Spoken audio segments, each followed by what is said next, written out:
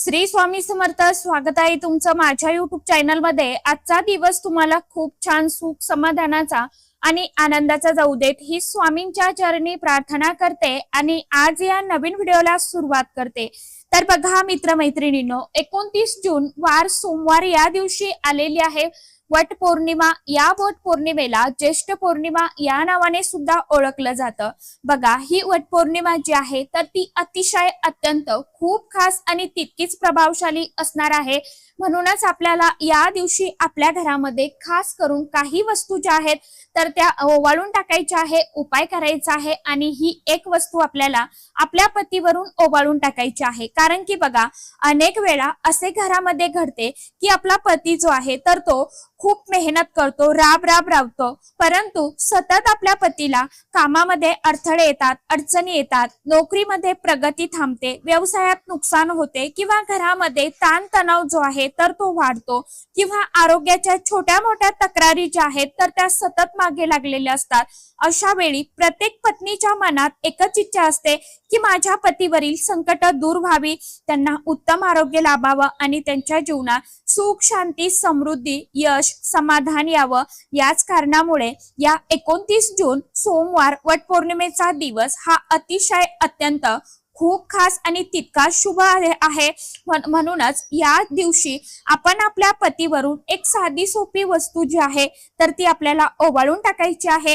हा एक अतिशय अत्यंत पारंपरिक उपाय घरामध्ये आपण जर केला, पूर्ण श्रद्धेने मनापासून केला तर हा उपाय पतीवरील सर्व संकटे दूर व्हावीत, त्यांच्या आयुष्यातील अडचणी कमी व्हाव्या आणि त्यांच्या प्रगतीचा मार्ग सुखकर व्हावा या भावनेने केला जातो. हा उपाय करायला आपल्याला जास्त काही वेळ लागत नाही किंवा कोणताही मोठा खर्च लागत नाही, परंतु बघा, सर्वात महत्वाचं म्हणजे श्रद्धा. आपण योग्य उपाय जर श्रद्धेने आणि योग्य पद्धतीने केला तर त्यामागील आध्यात्मिक भावना अधिक प्रभावशाली ठरतात.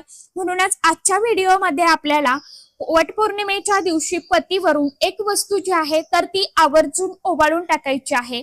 आता ही वस्तू कोणती असणार आहे, कशा पद्धतीने आपल्याला ओवाळायची आहे आणि मेन म्हणजे हा उपाय कोणत्या वेळेमध्ये करायचा आहे याविषयीची संपूर्ण माहिती आजच्या या नवीन व्हिडिओमध्ये मी तुमच्या बरोबर शेअर करणार आहे.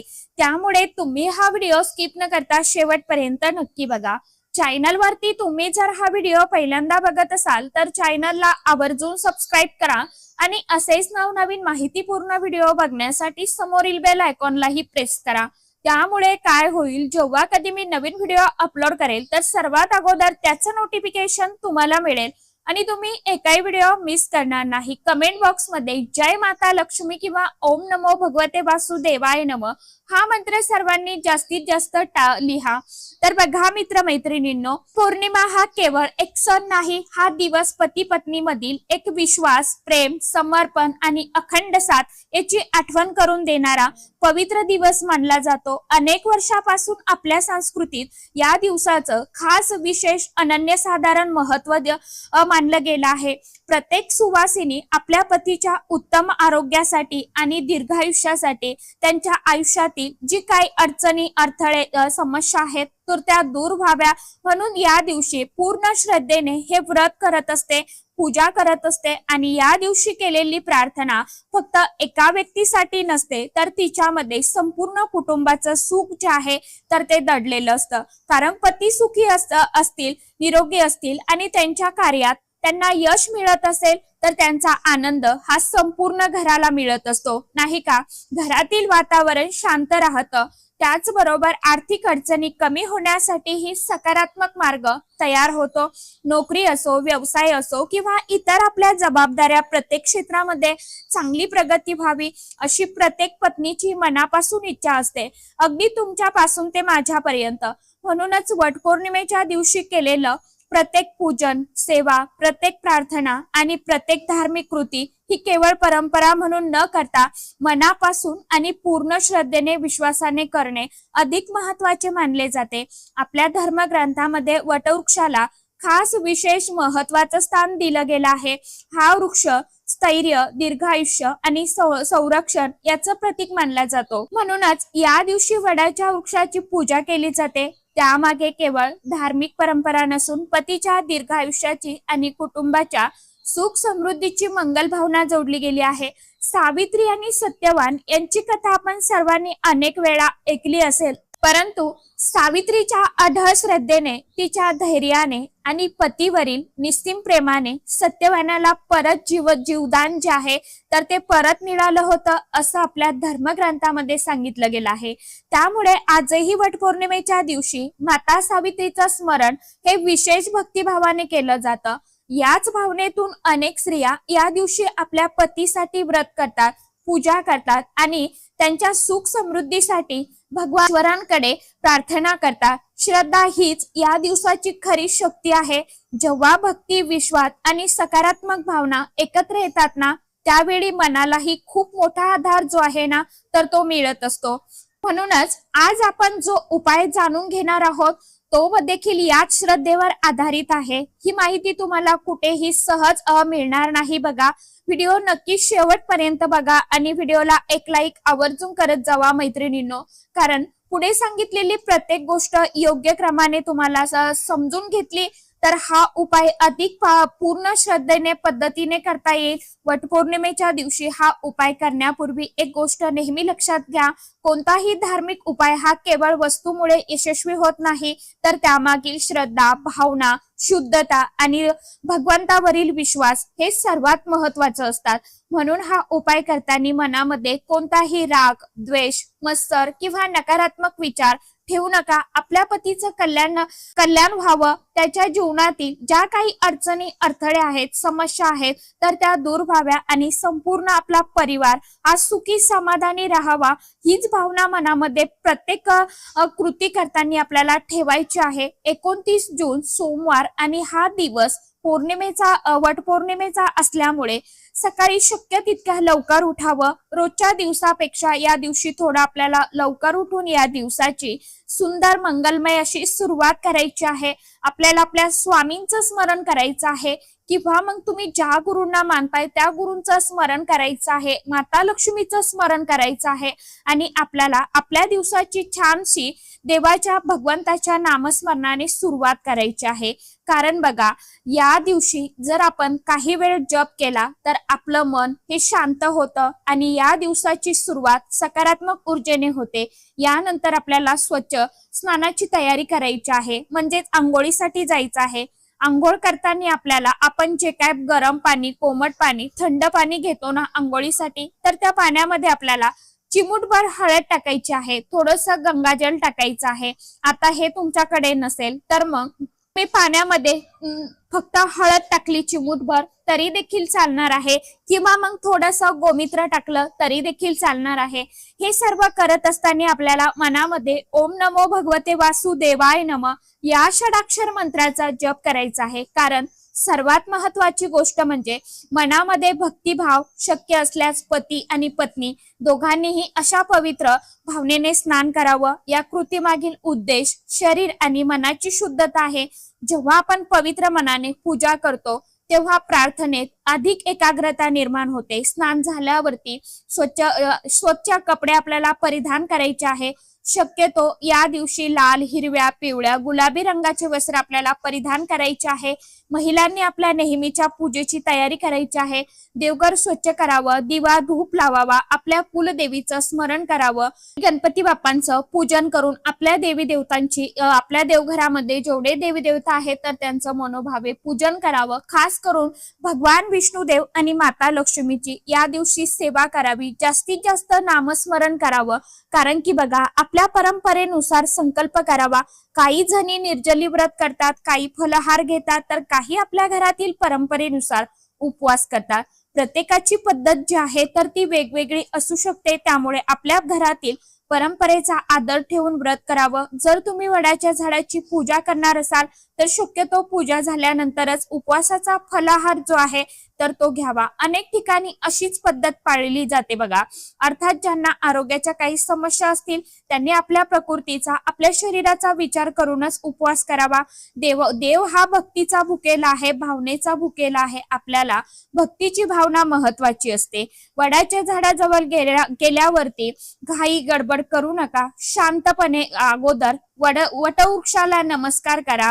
भगवान शिव आणि माता सावित्री त्याचबरोबर भगवान सत्यवान यांचे स्मरण करा. आपल्या पतीच्या उत्तम आरोग्यासाठी, दीर्घायुष्यासाठी, यशासाठी आणि घरातील सुख शांती समृद्धीसाठी मनापासून प्रार्थना करा.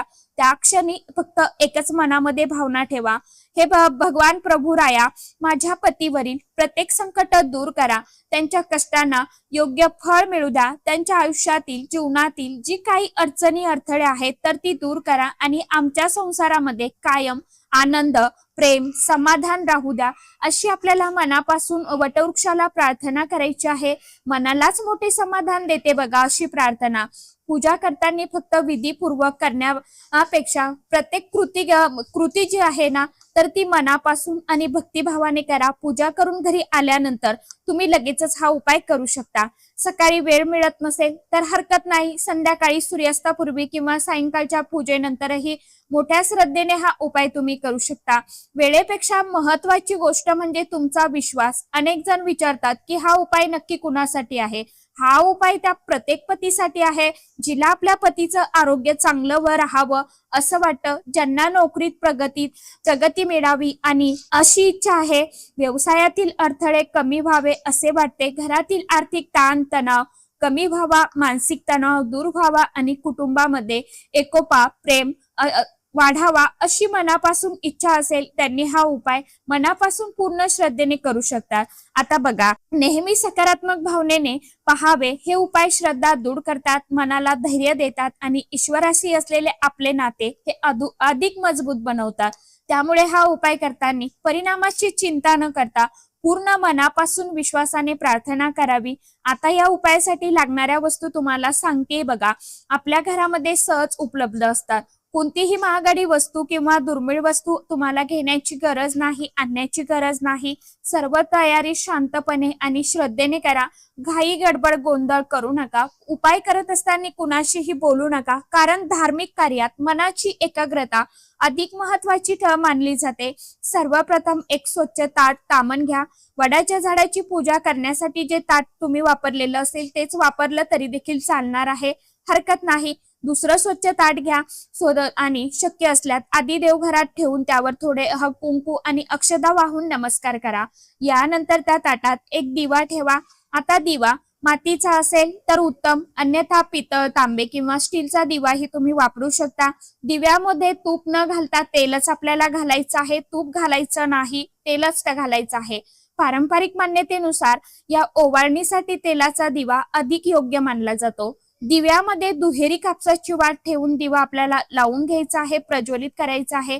दिवा लावताना मात्र आपल्याला मनामध्ये आपल्या स्वामींचं स्मरण करायचं आहे किंवा देवादिदेव महादेवांचं स्मरण करायचं आहे आणि घरातील वातावरण मंगलमय, भक्तिमय ठेवण्याचा प्रयत्न करा. शक्य असल्यास त्यावेळी देवांचं स्मरण सुरू ठेवा. यानंतर ताटामध्ये थोडंसं कुंकू आणि अक्षदा ठेवा. अक्षदा घेताना त्या अखंड घ्या, तुटलेल्या फुटलेल्या नसाव्या. आपला धर्म परंपरेत अखंड अक्षता पूर्णत्व आणि मंगलतेचं प्रतीक मानल्या जातात. यानंतर एक सोन्याची छोटी वस्तू घ्या, जसं की अंगठी, कानातले, चैन किंवा नाकातलं घेतलं तरी देखील चालेल. घरात उपलब्ध असलेली कोणतीही सोन्याची वस्तू, नवीन वस्तू आणण्याची गरज नाही. जुनी वस्तू तुम्ही घेऊ शकता. आपल्या घरात जे उपलब्ध आहे त्याचाच वापर करायचा आहे. याचबरोबर आपल्याला एक सुपारी ताटामध्ये घ्यायची आहे. सुपारी म्हणजे अख्खा तुकडा जो आहे तर तो घ्यायचा आहे, म्हणजे फुटलेला नाही घ्यायचा. धार्मिक विधीमध्ये सुपारीला शुभतेचं प्रतीक मानलं जातं, त्यामुळे या पूजेतही तिचा समावेश केला जातो. आता सर्व तयारी पूर्ण झाली आहे. त्यानंतर आपल्या पतीला देवघरासमोर आपल्याला आसनावरती बसवायचं आहे. घरातील स्वच्छ जागा बसण्याची आपल्याला विनंती करायची. शक्य असल्यास पाठ किंवा आसनावरती बसवा. बसल्यानंतर काही क्षण शांत राहून भगवंताचं स्मरण करा. सर्वप्रथम पतीच्या कपाळावरती कुंकवाचा आपल्याला टिका लावायचा आहे. त्यावरती आपल्याला अक्षदा लावायची आहे. ही कृती करताना मनात आपल्याला प्रार्थना करायची आहे, स्वामींचं नामस्मरण करायचं आहे आणि माझ्या पतीला उत्तम आरोग्य, दीर्घ आयुष्य लाभो, प्रत्येक कार्यात त्याला यश मिळू दे, आपल्याला ही भावना मनामध्ये ठेवायची आहे. यानंतर ताटातील सोन्याची वस्तू आपल्याला पतीवरून हलक्या हाताने 5 वेळा ओवाळायची आहे. त्यानंतर सुपारीनेही आपल्याला 5 वेळा ओवाळायचं आहे. शेवटी प्रज्वलित दिव्याने ओवाळणी पूर्ण करायची आहे आणि प्रत्येक वेळी एक मनामध्ये भावना, सकारात्मक भावना ठेवा. केवळ हाताची हालचाल न करता मनापासून प्रार्थना करा. हे सर्व झाल्यावरती ताट बाजूला ठेवा. आता येते या संपूर्ण उपायातील सर्वात महत्वाची कृती. या उपायासाठी जी विशेष वस्तू वापरायची आहे ती म्हणजे मोहरी. जर तुमच्या घरी पिवळी मोहरी असेल तर तिचा वापर करा, किंवा पिवळी मोहरी नसेल तर मग अगदी तुम्ही काळी मोहरी घेतली तरी देखील चालेल. आता दोन्ही पैकी जी सहज उपलब्ध असेल ती तुम्ही घेऊ शकता. आता यासाठी वेगळा कुठला खर्च करण्याची गरज नाही. उजव्या हातामध्ये थोडीशी मोहरी घ्या. आपल्या पतीच्या डोक्यापासून पायापर्यंत घड्याळाच्या काट्याच्या दिशेने तुम्हाला 7 वेळा ही मोहरी जी आहे तर ती ओवाळायची आहे. आणि प्रत्येक फेरी करताना आपल्याला मनामध्ये आपल्याला देवादिदेव महादेवांचं नामस्मरण करायचं आहे, किंवा मग तुम्ही स्वामींचं स्मरण केलं तरी देखील चालणार आहे. आणि माझ्या पतीवरील जी काही सर्व संकटे, विघ्न आहेत, अडचणी आहेत, अडथळे आहेत जीवनातील, तर ते कमी करा, दूर होऊ द्या. त्यांना आरोग्य, यश, आनंद आणि तुमचा अखंड आशीर्वाद कायम लाभू द्या. ही 7 वेळा तुम्हाला ओवाळणी करायची. पूर्ण झाल्यानंतर जी तुम्ही मोहरी हातामध्ये घेतलेली आहे तर ती बाहेर नेऊन तुम्हाला टाकायची आहे. अनेक कुटुंबामध्ये ही कृती नकारात्मकता दूर व्हावी अशी श्रद्धा ठेवून केली जाते. या कृती मागील मुख्य आधार म्हणजे भक्तिभाव आणि सकारात्मक प्रार्थना. येथे एक गोष्ट विशेष करून लक्षात घ्यावा. हा उपाय कोणावरही नियंत्रण मिळवण्यासाठी किंवा कोणाला आपल्या मनाप्रमाणे वागवण्यासाठी नाही. यामागील उद्देश फक्त पतीचं कल्याण, त्याचं आरोग्य, त्यांच्या प्रगतीसाठी प्रार्थना आणि संपूर्ण कुटुंबाच्या सुख समृद्धीसाठी चांगल्या भावना ठेवायच्या आहे. ही मोहरी तुम्ही टाकताना इकडे तिकडे चुकून देखील फेकायची नाही, किंवा त्यावरती कुणाचे पाय पडतील असं तुम्हाला अशा ठिकाणी टाकायचं नाही. भिंतीच्या कडेने एका साईडला टाकून देऊ शकता, किंवा थोडस घराच्या दूर जा आणि तिथे टाकलं तरी देखील चालणार आहे. तर अशा पद्धतीने तुम्हाला हा जो उपाय आहे तर वट पौर्णिमेच्या दिवशी प्रत्येक पत्नीने आपल्या पतींसाठी आवर्जून करायचा आहे. परत एकदा सांगते, हा उपाय तुम्ही सकाळपासून ते संध्याकाळपर्यंत केव्हाही करता. मनामध्ये फक्त आपल्याला चांगल्या भावना ठेवायच्या आहे. अजूनही उपायांचे व्हिडिओ आपल्या चॅनलवरती लगेचच येतील. थोडासा इश्यू असल्यामुळे मी व्हिडिओ काल पण शेअर केला नाही आपल्या चॅनलवरती. यानंतर लगेचच व्हिडिओ येतील. तर चला, आशा करते व्हिडिओ मध्ये सांगितलेली माहिती सर्वांना समजलीच असेल. ज्यांना काही समजलं नसेल त्यांनी कमेंट बॉक्समध्ये विचारू शकता. तर अशा पद्धतीने तुम्हाला उपाय करायचा आहे. तर भेटूया नेक्स्ट व्हिडिओ मध्ये. तोपर्यंत सर्व माझ्या युट्यूब परिवाराला श्री स्वामी समर्थ.